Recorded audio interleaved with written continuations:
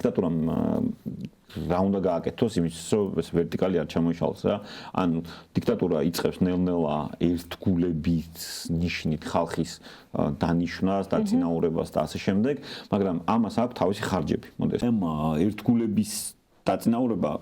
ნიშნავს რომ სადღაც გზა არ გაკეთდა სადღაც ისე არ გაკეთდა როგორც უნდა გაკეთებულიყო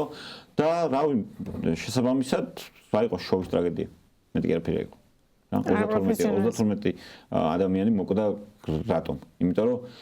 არც ერთმა გოლმა სახელმწიფოსი ისე არ იმუშავა როგორც უნდა იმუშავა და რა გარანტია რომ მომდევნო ჯერზე იმუშავებს. ამ საიდან ჩვენ რა გაუმჯობესდა 1% მეტი ვიყიდეთ? წინა წელს სვანჩი ვიყავი ზუსტად მაგდროსაც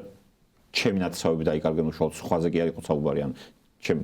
ლატალელები და ან ორი დღის განმავლობაში სანამ პანიკა არ ტყდა და გზა არ გადაუკეტეთ და ასე შემდეგ მამამდე ის ვერტფრენი ვერ გამოიგზავნა და საქართველოში ამ რამდენი ეგეთი რეგიონია რამდენი ადგილ შეიძლება დაიკარგო, გადაიჩეხო, რამდენი ადგილ შეიძლება დაგჭირდეს სასწრაფო დახმარება. მეწყური ზონები უამრავი და ასე. ხო, ანუ როდესაც ეს ნულოვანი კომპეტენციის ხალხი ერთგულების პრინციპით ინიშნება მაღალ თანამდებობებზე, მე ძალიან ხშირია ეგეთი არა ეფექტიანი მართვა. რა ძალიან ხშირია მართვაში შესტომები, ძალიან ხშირია ტრაგედიები და ამ ყველაფერზე პასუხისმგებლობა ეკისრება იმას, ვინც ეს ადამიანები დანიშნა, შენ შეიძლება არ ერეოდე ღიად და თავსაც იმშვიდებდე ამით რომ პოლიტიკაში არ ერევ. როდესაც